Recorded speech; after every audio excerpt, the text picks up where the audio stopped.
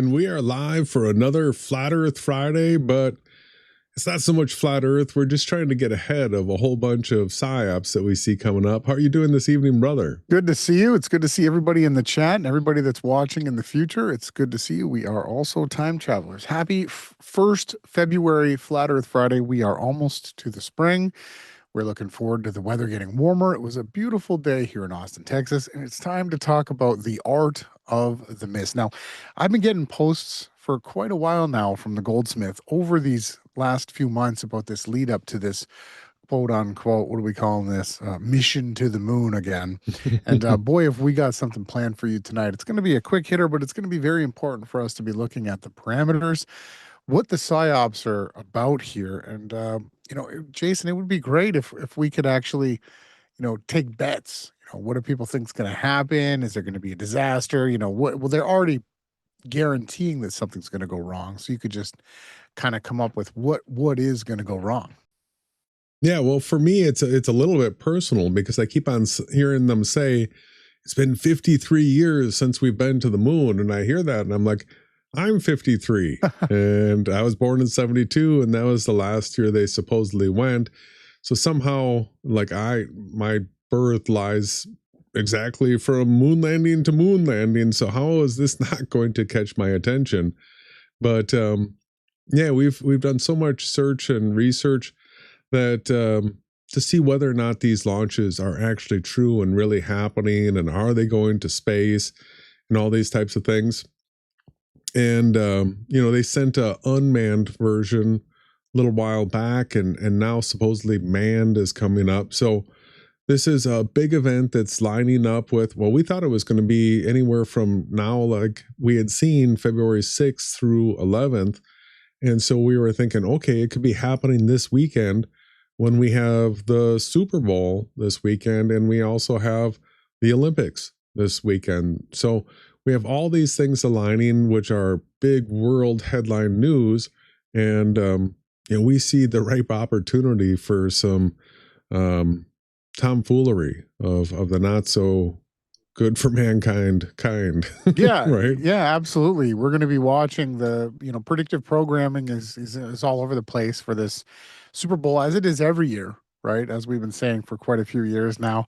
We're not hoping for, pain and suffering for anybody, but we are hoping for the kickoff to the Great Tribulation, and I'm sure it's going to happen with a big bang.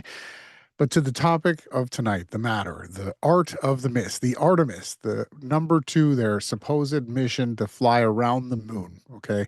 So we were thinking that it was supposed to start today or tomorrow or the next day, which they had originally planned. And so apparently when they went to do the test, the first refueling, or they drag it out to the supposed launch site, and then they hook up a bunch of, fueling lines to it.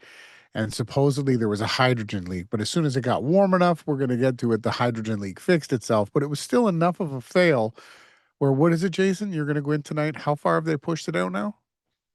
I think March 6th is where they're saying is their first time. So a month from now, they've pushed it out. Another miss. Yeah, well, we thought they would be doing some kind of ritualistic Friday the 13th, moon thing. I mean, how perfect is that? I mean, we've got a Friday the 13th in February this year. So we thought that was all going to line up perfect, but now they're pushing it out, right? Yeah, well, everything that you see NASA do is all choreographed and ritualistic in nature, from 322s to the height, the size of the phallic, or what do we call it, obelisk. There's so many different types of symbolisms, and they don't even hide it. There's no hiding it. You look at the patches, you look at all the different stuff that they've always done. The fact that so they're flying around the moon, right? So they're not actually landing on it, which they supposedly haven't. What gives with that? What are they accomplishing? So I guess their accomplishment is that they're sending man further than man's ever been before, supposedly beyond the moon, right? That's what they're saying. But the funny thing is that they're actually going to be further away from it. So there's going to be less resolution than the unmanned trip that they took. So it's like There's going to be less information, less quality photography.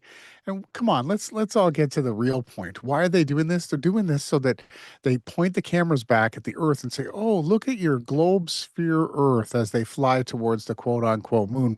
Well, guess what, everybody? Anytime you actually try to measure the distance to the moon, when you get in your car, when you walk around in a forest, when you walk around up and down hills, and you look at the moon actually moves. It stays locked to the distance away from you, depending on your elevation. So even if you were to try to drive something to the moon, if they realistically could, and they did have quote unquote spaceships, the moon would continue to be rendered to them at the exact same distance it was. So the higher they went, the moon would just continue to move back and back further and further. Can't get to it like the end of a rainbow. Um, let's see here. There was something I had that I was going to say that was. Was it? Why don't you keep going for a second yeah, and let me grab that thought again? Yeah, we were talking about going around the backside of the moon, and it'll be interesting to see what kind of photography they come up with this time. There's so many things that we'll try to log here. The actual size of the Earth from the moon, from behind the moon, is just so unrealistic. It, I can't even believe. Did you remember your thought? I can't even believe. I did, Go yeah. ahead. So, talking about something that's really important for us to all consider and just really lock in right now is we understand now that the quality of this so-called AI footage, this computer rendered CGI, has gotten exceptionally well. And we are at the point now where if they have any better resolution than what's out there right now, that they've just been holding back and they're just showing us the lower quality version. If they have a little bit left, it's going to be undistinguishable. You're going to be seeing footage that looks 100% real, even though it's CGI created, and that's going to be for everything. Not just going to the moon, but literally anything you see is now going to be possibly just AI rendered CGI. Absolutely. Also, not to get too far away from that, but augmented reality as well. So they're probably going to have people like Reds Retarded and Astromutt filming it from the Earth, saying that we've got Artemis 2 in our camera, and they're going to show it go behind the moon, right? And then they're going to show it come around the other side.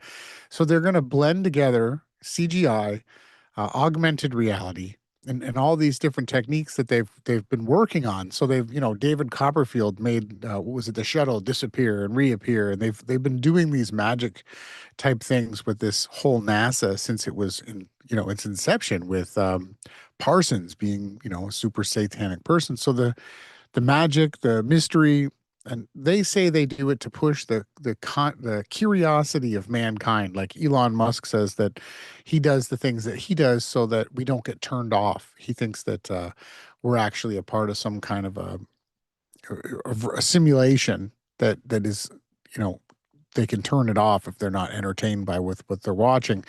So we know we're not going anywhere. You can't, due to the fact of the way that pressure works, right? You wouldn't be able to get into any kind of craft that we've built and fly it up into the air because it would be blown to bits, just like you can't Yeah. go very deep in the ocean. Yeah, we've shown people the high altitude rockets. The footage actually shows them with this incredible speed burst and the engine burning up to 100,000 feet, and then all of a sudden there's not enough oxygen in the air anymore at that altitude that the engines burn out, and then it's relying on the acceleration that it has and the inertia to get it up to a certain elevation, and then it hits its peak and then starts falling back to Earth. Yeah, anything that we think is real, the highest we've been through the conservation of motion, right? The propelling of the craft's weight and its angle and velocity up. And then once you run out of air pressure, you can't use rockets, right? It doesn't matter what's powering the rocket. If it's a thrust powered rocket, it's not going to have any push. There's nothing to push off of. The atmosphere is what actually matters. But we're not going to get too far into that. We get to head to the screen share. We're just going to show you what they're showing. And we're going to try to get through it. We're not going to watch every second of it. We'll clip through it. And yeah, we'll have some new music as well. Yeah, thanks everyone for tuning in as this moves to the next scene. So, Jason, it's interesting how the last time they went to the moon was 1972. and supposedly, and now they're supposedly sending people back, which was your birthday. So we'll see. It's, if we could take people's comments in the chat or below the video, like, what do you guys, what do you think is going to happen? Are they going to, quote unquote, are we going to see them fake a moon landing not too far from now, or is the Great Tribulation going to start? Yeah, see, this should be called Prediction Friday, because we're going to go through a whole bunch of these things that we know have been in the pipeline that have all this huge potential for big psych events, and that tonight's your opportunity to go ahead and throw your predictions out there, and we might have a, hey, see, I was able to predict something before it happened type event. So we're going to be doing that for this Artemis thing, and at the end we'll throw in some things regarding the Olympics and the Super Bowl coming up as well. But when it comes to Artemis, they had this Artemis 1, and what do you have to say about this? Are you What? Are you going to hit play, or was that like a rhetorical question? Here we go. Oh, okay. And hydrogen burn off. Yeah, I was a little just fast.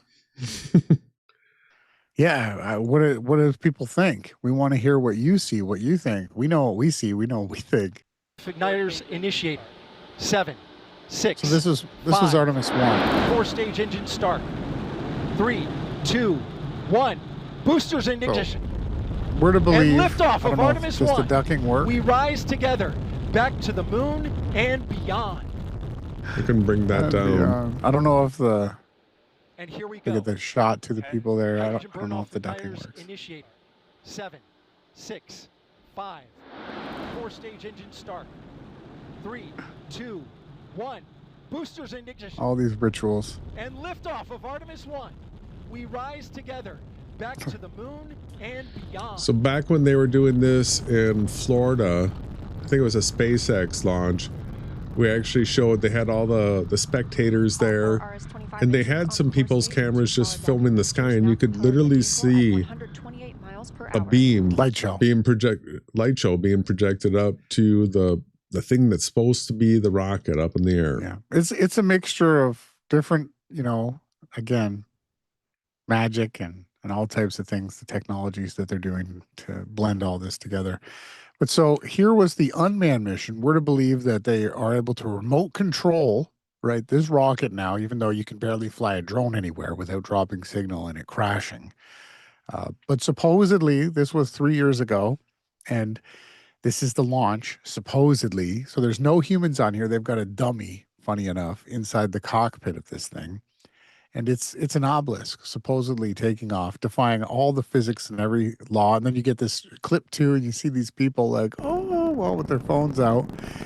They blast the sound out into the area where they're doing this stuff. So they gave us all that slow motion. Then all of a sudden when they cut to regular speed here, it's already arcing over. So I mean, this is barely up in the air and it's already turning over sideways here. Throttling down ahead of passing through max Q.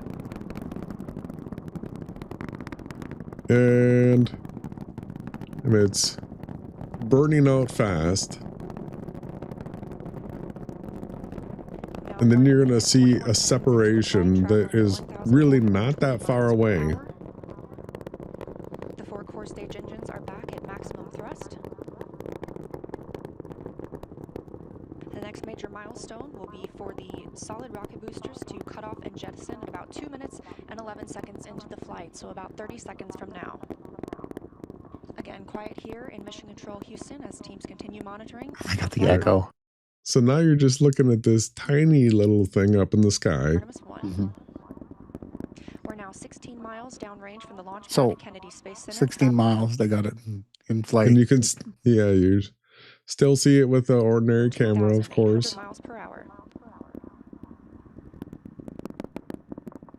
It's faster than a bullet. Standing by for solid rocket booster jettison and shortly thereafter.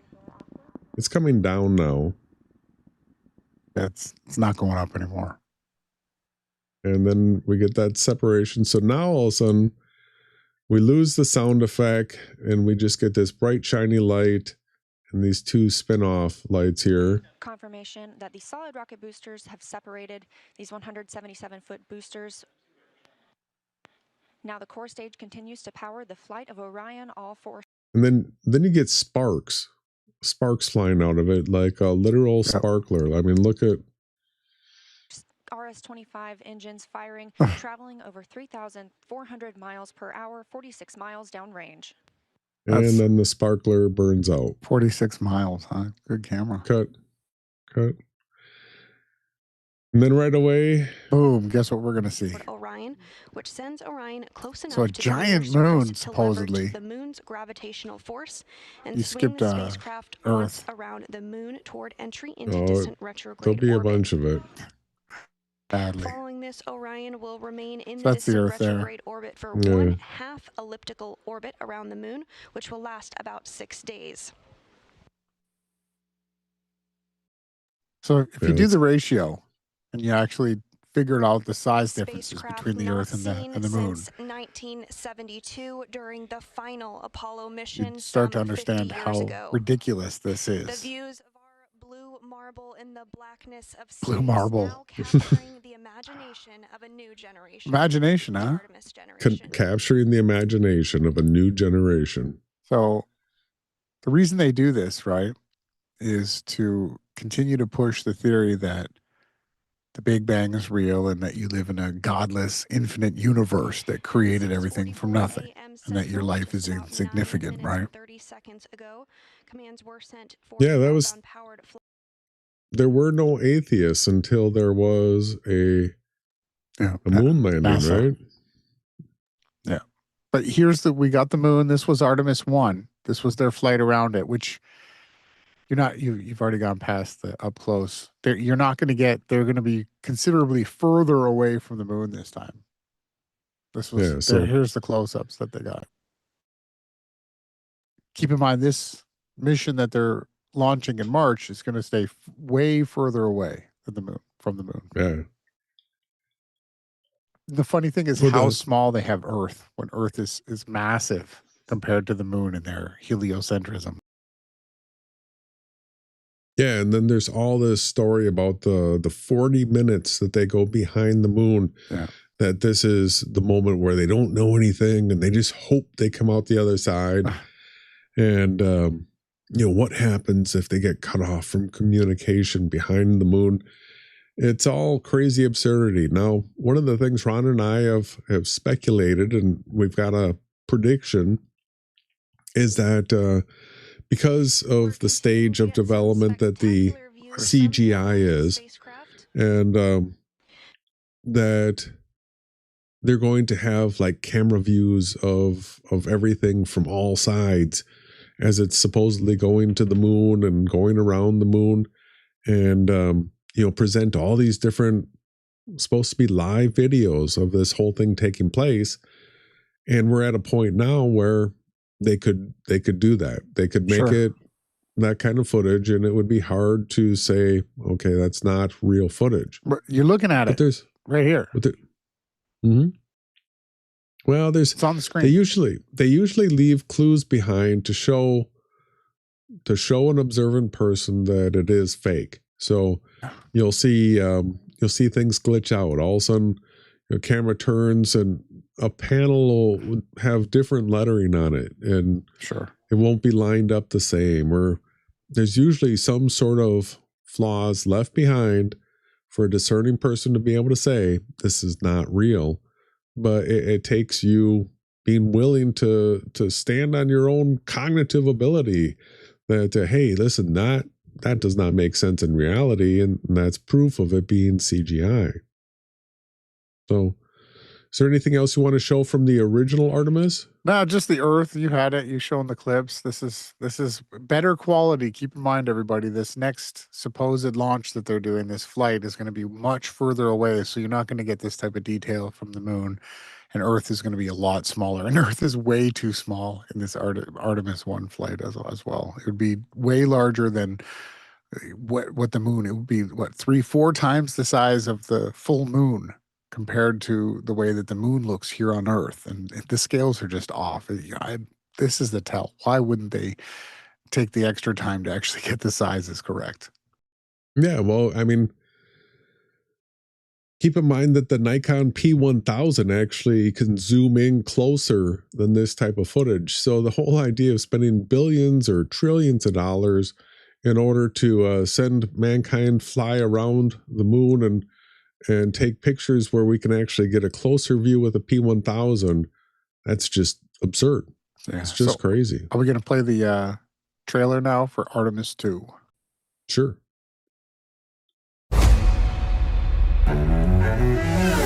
When I was young, I had a poster of the Earthrise picture, the famous picture that was taken on Apollo 8. And the fact that it was a human behind the lens that made that picture so profound and changed how we all thought of our own home was so amazing to me. That's the big photo that created atheism. This winter, 4 astronauts will journey further from the Earth than any human in 50 years, to a destination every one of us can see in the night sky.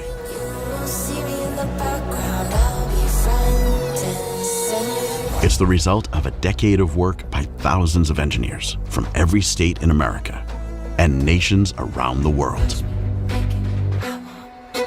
And like Apollo 8 before it, Artemis 2 will pave the way for our next step. You know, pushing ourselves to explore is just core to who we are. That's a part of being a human. That's our nature. We go out there and we explore to learn about where we are, why we are, understanding the big questions about our place in the universe. The exploration we're doing is the first few steps on the path of getting humans to Mars.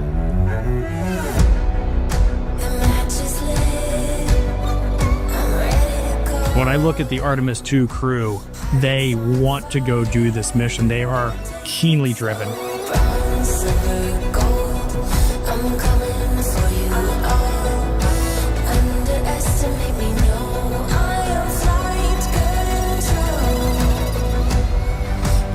The Artemis campaign and missions have set such an ambitious goal for humanity. Not just one nation is inspired and moved by this, but nations from around the globe are coming together. Artemis 2 is a huge mission, but I hope we will look back and realize that this was one tiny step in humans on Mars and a sustained presence on our moon. This winter, after 50 years, we return to the moon. Artemis 2, launching in winter 2026. So it does expose so much of their agenda. So when you start to hear them say multiple countries involved, right? China, Russia, the United States, Canada, England, Japan, all these countries. So they're supposedly economic at war with each other, this and that, but yet they all work together to fake space. Supposedly they're, racing to beat China to the moon. We're going to get into that. Should we do a song break before we get into the second half here? Well, I just going to say a little bit about this. So launching in winter 2026. I mean, this is put together like a trailer for a movie. And to say that you're launching in the winter of 2026, this is like the mystery launch. We thought it was going to be this weekend. Oh no, we've got the hydrogen leak. It's going to be an O-ring again, everybody, right? So somehow we are supposed to get a launch before winter is over, is what they're saying. They're saying March now. And so the parallels to scriptural things, I get the impression here that this launch is going to be like a kickoff to something, and we're getting the clue that it's going to be before spring takes place, is what I'm seeing here. Yeah, you want to take a break? Sure. We'll come right back. I stood still until it hurt, like movement made it worse. The room keeps time better than me. Every clock has somewhere to be. I make plans I never mean.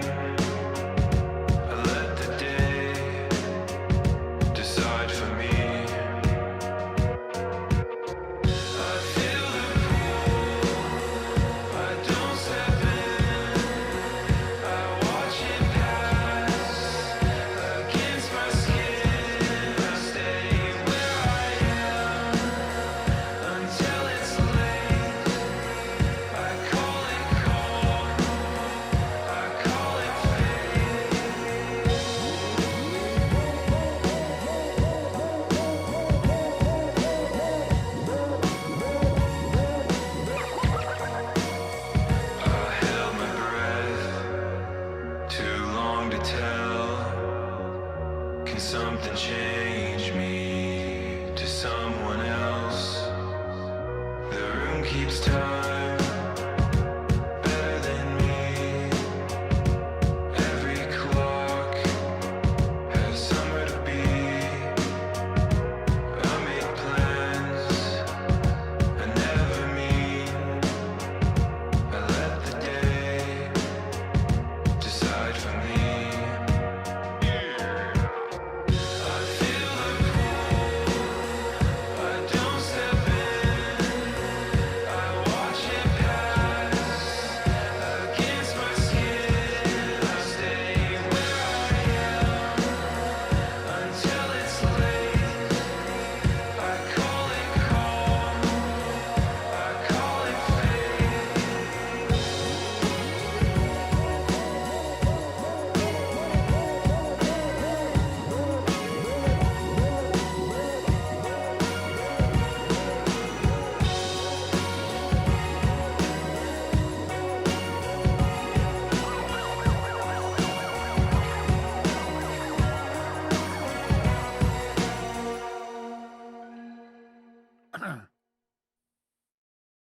We are back. We are back. So I don't know what order you want to go through the tabs that we have remaining here. You got it. This 60 Minutes, they're always in on the New World Order narrative, and they do the deep dramatic dive on it. Let's go head through this. It's this type of stuff, we might have to break it up a little bit, not play too much of the audio, but here's what 60 Minutes is saying about what's coming up. 4 astronauts atop a 32-story rocket on a 10. Oh, that's a little fast. Yeah, you can watch it that fast, ladies and gentlemen, on the other side of the screen. It's slow. Day mission around the far side of the moon. The flight of Artemis 2 will be NASA's first human mission to the moon since Apollo 17, 53 years ago. NASA sees it as a critical stepping stone toward its ultimate goal, landing astronauts on the lunar surface again, establishing a sustained presence there, and using the moon as a gateway to future Mars missions. Let's pause it.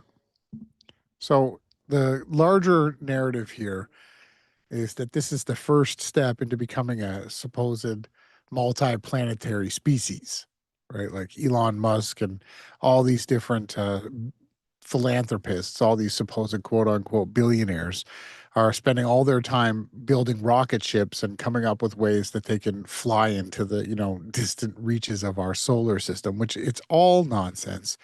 So apparently they're going to go to the moon and they want to land on it and go to the bottom of the moon next so that they can use the water there. They're saying there's ice on the moon, right? Which means that there would be life, right? The absurdity of just doing a flyby now, if the tech was real, if they really had bigger, better, stronger, faster rockets, and we have all the super powerful computers now for telemetry. Remember back when they were doing this in the early 70s, they were doing it with supposed computers that were less powerful than a person's watch these days. And so we're supposed to have all this bigger, better tech, and 53 years later, and all you're going to do is a flyby? Yeah, well, they're not even talking about the Van Allen radiation belts, too. That supposedly they're not able to get through. But it's interesting how, why aren't they just going there and landing on it, right? Which they're supposedly they're baby stepping, and what they do is they've continued to just obfuscate, push the goalpost further, and this is just another iteration of that. After a number of delays, President Trump set a goal of returning Americans to the moon by 2028. So Trump is in, and he wants everything to be the greatest of all time. So it's shocking. So they've got to land on the moon before he's out of office. That's what he's saying. And so this is the 250th anniversary of the country of the United States of America, the corporation, I should say. So this is all being lumped into this greater, ritualistic style. Just that's what they do, rituals. They do. While China plans a lunar landing by 2030, making Artemis 2 a key leg in a 21st century space race. For a moon rocket this massive, this is what one small step looks like. About 2 weeks ago, we went to Kennedy Space Center in Florida to see the 3.5 million. What you got here basically is like a Nebuchadnezzar type obelisk, right?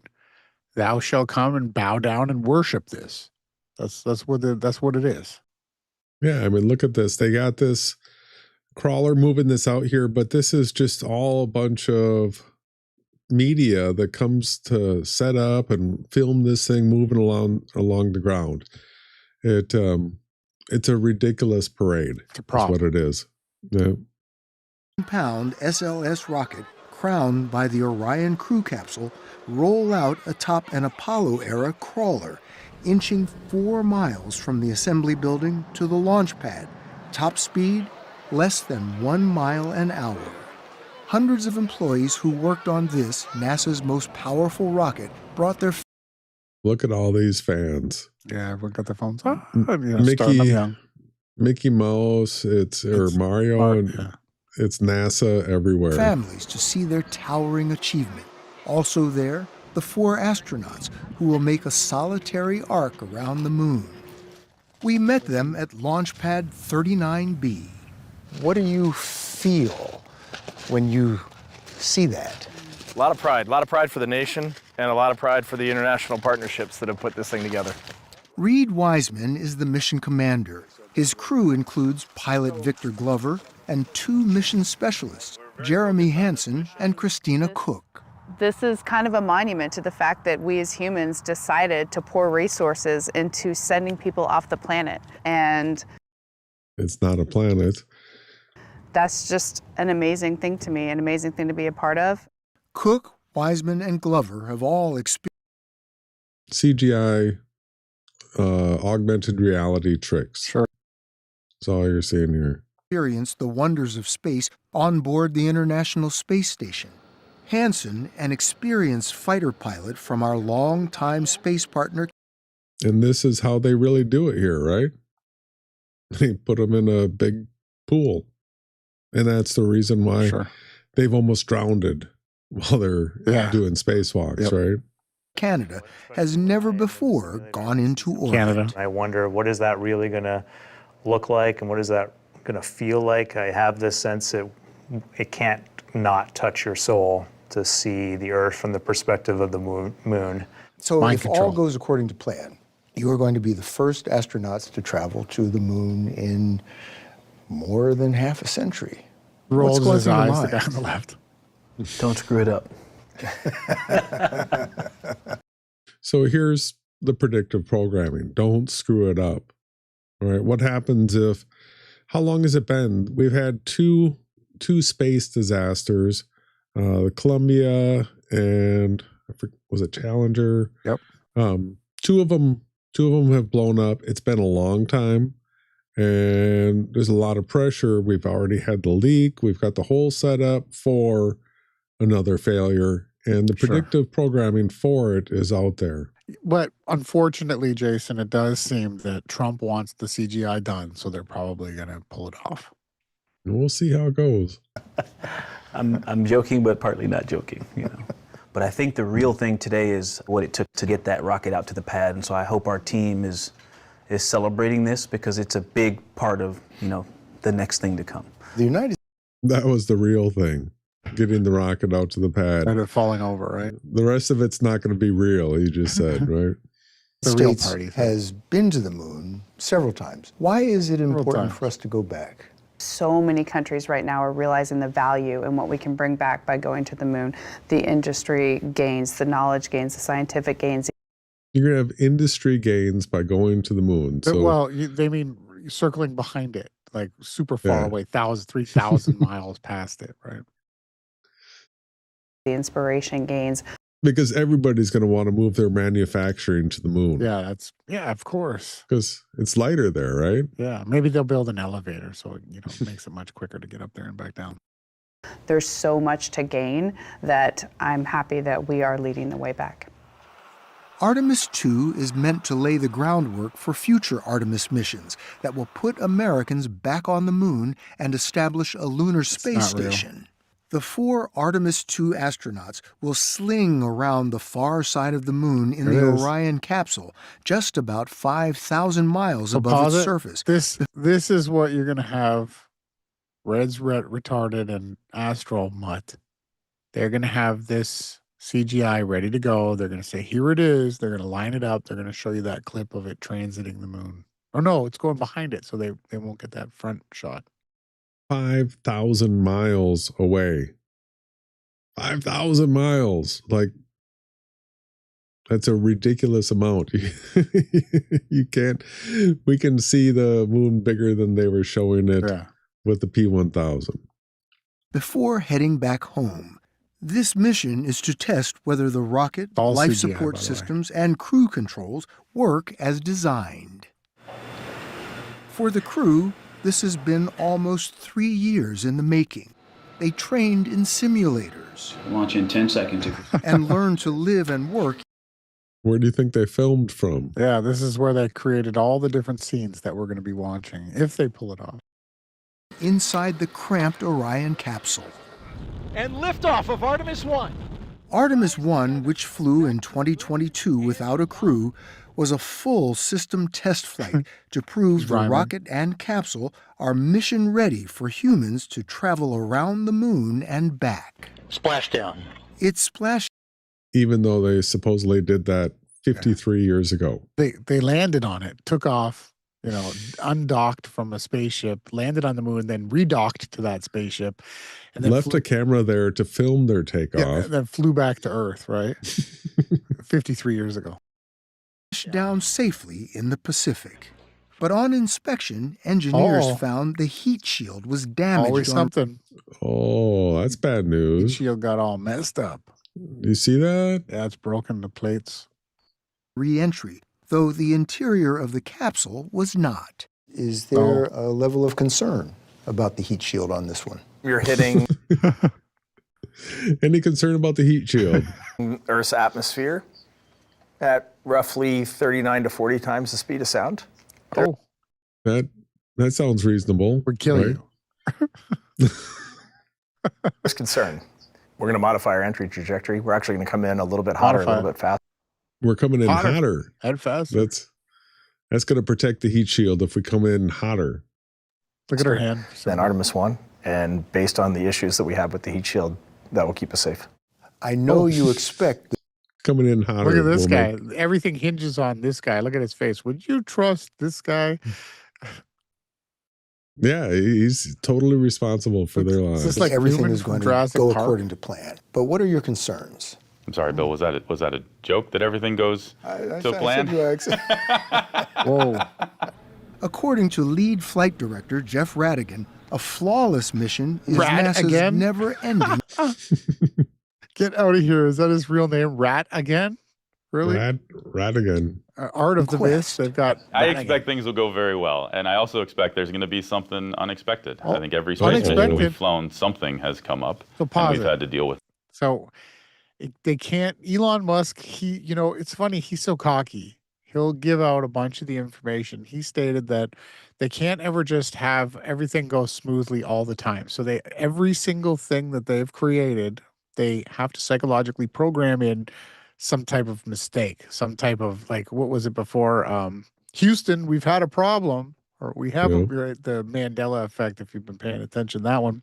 There's always anxiety driven. And what they did with the first supposed quote unquote moon landing is that they were supposed to go to the moon and everybody was watching their TVs and it was late at night, but it never even happened. They dragged it on so that everybody that was, most of the people were actually listening to it on the radio. They didn't even have many TVs in the houses at that time. They waited till the next morning at like 9 or 10 o'clock, and the landing on the moon was supposed to happen the night before. So they've always got these buffers, just like this Artemis. Oh, we had a faulty test launch. Now we're going to have to push it off another month. They're always doing these types of things.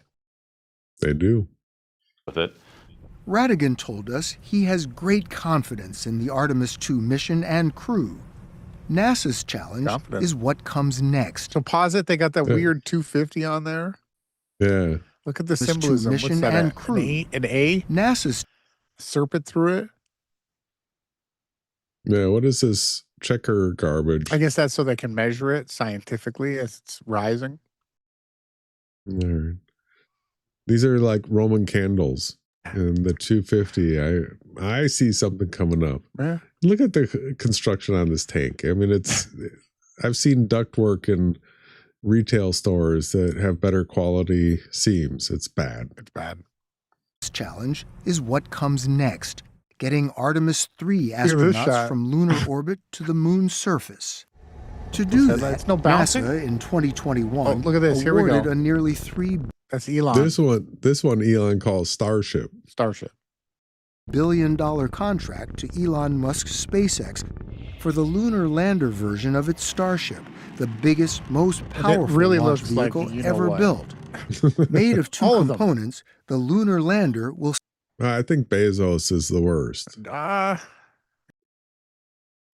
It might be.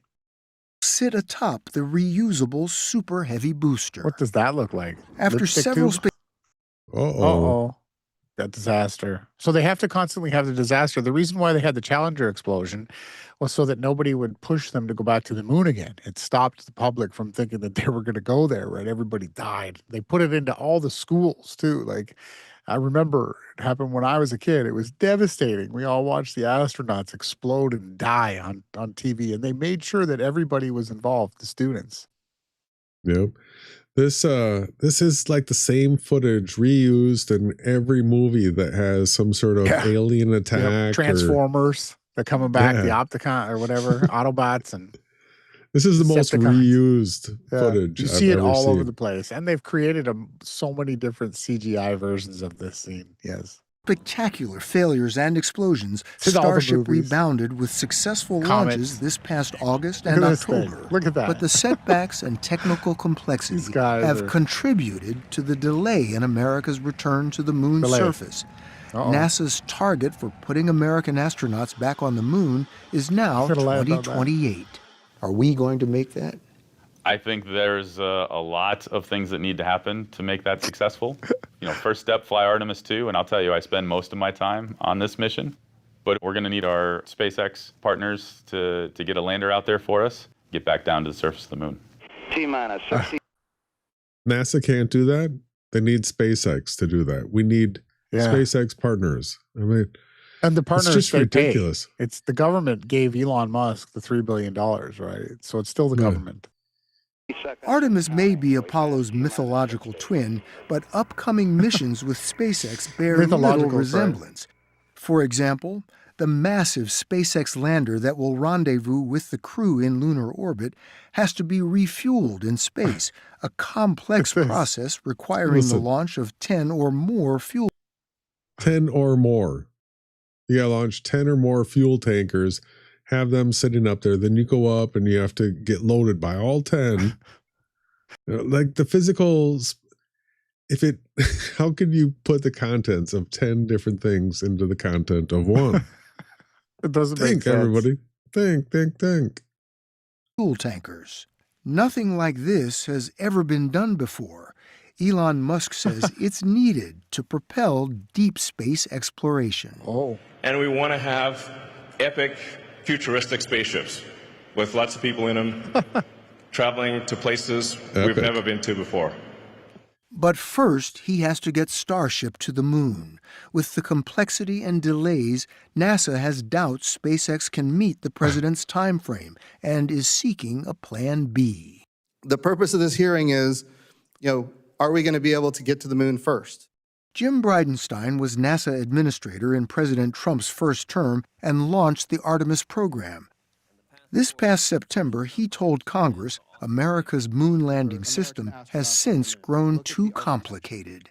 It is extraordinarily complex. Yeah, we know. And chances, they just keep pushing it back. It's all because it's not real. In some cases, it hinges on me saying here today that it is highly unlikely that we will land on the moon before China. What would it mean if China were to put humans back on the moon first? Of course, it would be massively embarrassing. Scott Pace was executive secretary of the National Space. And it's all a race too, right? You gotta Cold go War USA, 2.0, yeah. go USA, no, go China for who gets to be the first to go back to the moon. Sorry, Russia. Council during the first Trump administration and helped NASA develop the Artemis program. He says establishing a presence on the moon is important. Who gets there first this century is not.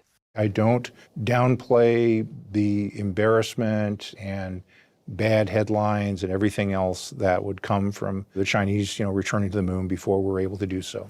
That said, from a longer-term strategic approach, that is a relatively short news story. Whereas who sets the rules for the space domain, who is there permanently, that's a story for the next century.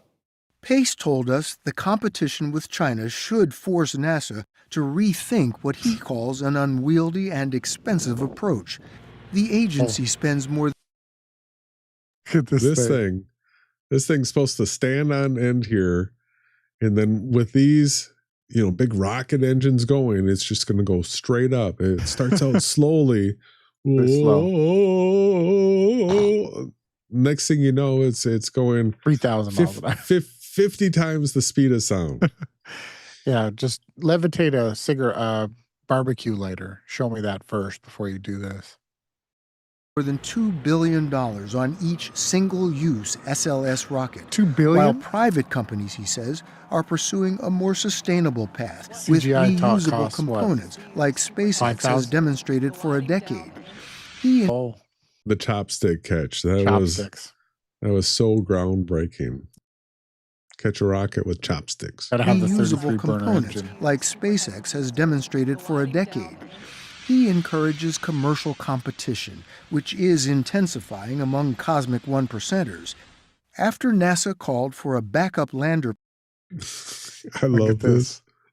They have their rocket design. Yep. Is these doors up here open up, and then these bars come out, and then there's a pulley elevator for lifting your car up and down like this. SpaceX came up with this design. They're going to send this rocket, the one on the left side with all the lights on it, that's where the people are. They're going to send these ones up because you can't fit them all together in the same rocket.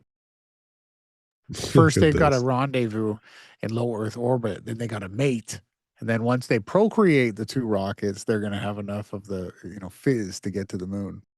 Check out the elevator design that they came up with. That is incredible. That's it's like the baby lifting a that they make, water right? bucket from like the year 400 BC. The Egyptians are bad. all over this. plan, Musk's SpaceX posted that it is assessing a simplified mission architecture. On Friday, Jeff Bezos-owned Blue Origin announced at least a 2-year pause of its space tourism flights to focus on moon missions. No more Katy Perry trips? In November, Blue Origin sent its powerful New Glenn rocket into Listen to all that cheering in the background. Psychological mind control. orbit and returned the booster to a platform in the Atlantic, a first for Blue Origin. To bring back that first stage crowd goes was crazy. game-changing. Because Game-changing. now, like an airplane, Look at you're this now thing. able to reuse that vehicle. John Cool got the gold aluminum foil.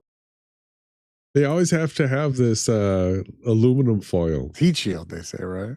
It just covers up the bad craftsmanship that they do with these models. Flores is senior vice president of lunar permanence at Blue Origin. Christmas paper wrapping. NASA tapped the company to develop a human lunar lander for future missions.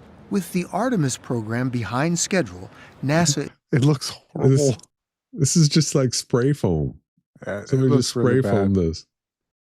They got all their cables on the outside again, and nothing. There's no way this would be able to survive the pressure and Velcro straps holding together a plastic buoy with like a dock line going through the seam.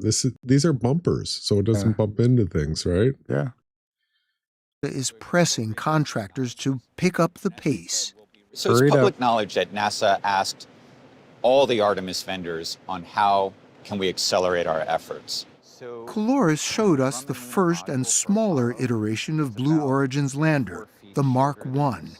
This unmanned cargo lander will be the company's first vehicle to land on the moon. So this vehicle will be the largest and heaviest lander to ever land on the moon. The almost 30-foot tall lander is wrapped in gold-colored insulation to protect it from solar heat and radiation. Until now, the lander has been kept under wraps. Our cameras were the first allowed to see it. Colores told us later this year, Look at this. There it is. There's this rocket.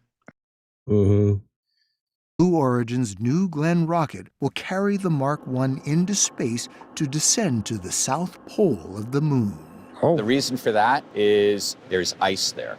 So we can take that ice and create water to sustain humans, to break that water down into propellants, to then fuel future vehicles that then can go from the moon to anywhere else in the solar system. What do you think about Just water. But how come we don't use just water here? Right? You can travel to different solar systems because the moon has water at it. We got water here on Earth. So ridiculous. About this moment? It's incredible. Artemis 2 represents that first effort in decades of deep space exploration of humans. I can't wait for them to go. The Artemis 2 astronauts could fly deeper into space than any humans ever. That's your world heroes right there. Yep. Going to the moon. Gotta have a Canadian. 2 astronauts could fly deeper into space than any humans ever, about 250,000 miles from Earth. And once the spacecraft goes behind the moon, the astronauts will be out of all contact with Earth. Oh, this is the scary part. If they already flew behind it, why are they showing this CGI here? For about 40 minutes, Flight Director Jeff Radigan told us he'll be counting the second. Because they had another satellite over here that was the camera satellite to film this satellite, right? Yeah, following it. Radigan sent it up. If something should go awry, you've got the lives of 4 astronauts on your hands. I do. Rat again. He just takes that like, I do. I got it. It's a heavy weight, and I think about that every day. You know, my job is to bring Reed, Victor, Christina, and Jeremy home safe. He knows them by name. Scary. He knows He's them by naming them. name. That's setting us up for something serious. These are my colleagues. These are my friends. And they're my responsibility. So pause it. I don't know if anybody saw. He just owned it 100%. Yeah, it's his responsibility. If anyone saw the new Buffalo Bills head coach, he's like, he did this weird thing when he's to my guys. Like, I mean, you think I could have sold it a little bit better. He could have had a little more emotion. Come on, Radigan. That was a little weak. Be a period of about 40 minutes when you will be out of contact with the Earth. That's when we will be closest to the moon, farthest from the Earth. But it also is a human moment, you know, and I would love for us to have a moment of togetherness for humans. It's a human moment. So they landed on it 53 years ago, but now they're just going to fly behind it, and that's our new moment of togetherness for humans. To just go, hey, there's a part of humanity that's not in touch with the rest of us, and let's just get them all back. And then we can go back to the hustle and bustle, but I hope. A part of humanity that's not in touch with us? What does that have to do with anything? Is he talking about flat earthers? But then we'll get them back. What? That inspires folks to just have a moment of togetherness. They've always placed these inspirational hopes, and you know, we don't want to get turned off as a civilization, and we've got to constantly things that he was trying to say. He wanted to inspire young men, and he needed to have the minds believe that we could possibly do this, right? These were the types of narratives. So there's a lot of serious psychological programming that's being done with all of these different missions. All right, so here's the setbacks that put us into a March time frame. Turning now to new developments from earlier today, astronauts are getting ready for their Artemis 2 mission, but a test run of that launch was terminated. I do want to head out to our partners at Fox 35 in Orlando, Matt Trezza, joining us Look at how live cold this guy is. more of those details. Oh, big Matt, cough. good morning. What's he wearing that for? This is by Cape Canaveral in Florida. It's not cold there. I guess maybe, was this yesterday? It was 3 days ago. Okay, maybe it But was. he's furried up the neck. He's got super mitts on. Probably all heated, right? His clothes. Good morning. So the Artemis rocket is still out on the launch pad. We have a beautiful sunrise here in Brevard County. And if you look across the water from me, you can see very brightly lit up right on the end of the horizon there, that white structure. That is the Artemis rocket. It's enormous. I've never been able. You see how small and blurry this is? Yeah, it doesn't look good. At that distance? I mean, then you're supposed to be able to see this thing 50 hundreds miles. of thousands, 50 miles up in the air. Well, the way they act, they should be able to see this thing go all the way to the moon. Yeah, right? behind it and come back out the other side. Astromutt's probably going to film it, Jason. Be prepared. From ground. With his P1000 or his whatever, Celestron. Yeah. Able to clearly see a rocket from this vantage point before. So that just shows you how big it is and how it is still out on the launch pad there. They did have to terminate the countdown at T-minus 5 minutes, 15 seconds because they detected a hydrogen leak. And of course, NASA, very concerned about these things, wanting to make sure that every step of the process. Remember just how implosive hydrogen gas is. And it leaks really badly. Really badly. But this is liquid. I mean, liquid it's the fastest burning, hottest burning gas that there is. And it's got the incredible property of imploding as opposed to exploding. Now, there is a concussion that comes out of the implosion, but the initial collapse is inward and then the concussion outward. This is tightly controlled. That's not something that they planned for, and they had to terminate the countdown. Now, the agency says the leak is, let me make sure that I get this right here, has to do with a leak of liquid hydrogen somewhere near the umbilical. That is a line that connects the rocket to the launch pad.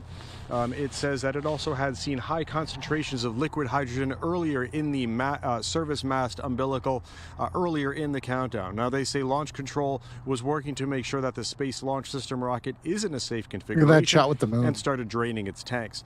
Now, So Artemis they 2 brought is it a out cruise just for test that. mission around the far side of the moon. The first manned mission to the moon in 53 years, and space experts say it's an exciting time, but the NASA team has to make sure things go according to plan. The wet dress rehearsal is one of the last So steps that really says they call it this a wet dress rehearsal. Is what they call it, right? They just when they fill it up, they supposedly fill it up with all the liquid hydrogen and then pump it all down. Like a birth, right? We get the umbilical cord, we got the water breaking, like all this stuff. They It's got all the ritual talk. fornicating spaceships, making baby spaceships with like landers on them. rocket is ready to go. So it's a rehearsal that doesn't involve the crew in the rocket at all, but it does involve doing almost everything else that leads up to launch. Oh. Now, there was also a tweet from Jared Isaacman. He's the NASA administrator. He said, with more than 3 years between SLS launches, we fully anticipated encountering challenges. It's precisely why we conduct a wet dress rehearsal. These tests are designed to surface issues before flight and set up launch day with the highest probability of success. Now, we're awaiting a news conference from NASA at 1 p.m. today to get more details about what happened. And again, the tentative launch date for the Artemis 2 mission is sometime in March. Back to you guys. All right, Matt. So you had Which it is. because we checked yesterday, right? We were doing our team meeting, YDU and I, and we saw that they said between the 6th and the 8th or 9th was when they were going to launch this February. But lo and behold, check this out, everybody. Yeah, based on recent post-test delays in early February, NASA has delayed the launch of Artemis 2 with the earliest possible launch now set for March 6, 2026. We have to. The 10-day mission will fly around the moon with 4 astronauts. It has additional launch windows in March and April. And they're pushing it to April, so Yeah, chances are it'll probably go to April. we'll see what We got a 9/11 April Fool's there. Day. Yeah, April. Oh, of course, everybody. It's a possible window. So just to recap, everybody, we're going to be watching. We're going to be covering it. This supposed mission sending humans back around the moon for the first time in 53 years. They're not going to be any closer than the unmanned mission that they already ran. So we're going to get worse quality footage. The Earth is going to be really small because it was already tiny in the first one. And they're saying things are going to go wrong. There's a lot of foreshadowing for that. And the 40 minutes is a big thing that they're talking about. Cult, the 40 minutes of blindness. So, and to lastly touch this off, everybody, we are saying that there is a chance that something could take place during the Super Bowl. They've got the iPad GOAT, and we've seen the emergency broadcast colors in the actual logo of the Super Bowl stadium. I think it's Levi's Stadium. So it's going to be pretty interesting to see what we see on Sunday. We'll be tuning in. We'll be checking that out. It's weird. Also, they've got these weird ritualistic halftime shows. They've got multiple different halftime shows. I've never seen what they're actually, this level of all this stuff. They've never been anywhere close to this. I know. And we should be seeing the ritualistic Olympic opening ceremony real soon. I think that happened today, and we'll start getting the breakdown of all the Illuminati takes on what they did with it, right? Yeah, because the Olympics have always been another one of those ritualistics. It goes back to the, the Roman, what did they call them when they killed each other, right? It's the Colosseum. Yeah, the continuation of all of that stuff. So it'll be interesting to see. We're keeping our eyes and our ears open and our eyes open, and we're listening, and we're just grateful that everybody tuned in tonight. If you have any thoughts to share, please leave it in a comment below. Yeah, I say out of these three events, the moon, the Super Bowl, and the Olympics, I think we get a worldwide disaster that everybody's talking about sometime pretty soon from one of those three. Yeah, everybody in the chat. Gladiators. Yes, thank you. The Gladiators. It's a continuation of the Gladiators. And before that, it was probably something even, more gruesome, if you can believe it. But yeah, Jason, you're spot on with your predictions. What do you guys think? Let us know in the comment section. All right. Well, where's the only place people are going to get this content, brother? Only on the How Should I News Networks.